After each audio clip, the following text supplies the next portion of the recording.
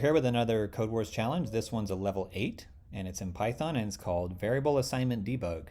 So fix the variable assignments so that this code stores the string devlab in the variable name. All right, so let's see how this works.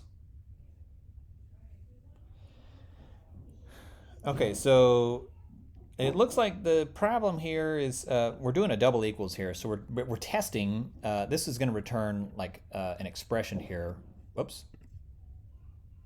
This is like a Boolean expression. So anytime you have double equals, that's going to get you a true or false, basically. So what we're trying to do here is just assign. We want to do a single equals here. So let's test that out.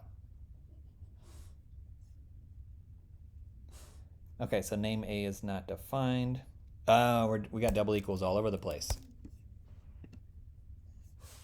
I saw the one down here, but I missed the ones up here. Okay, so let's do a full submission here, and we're good to go.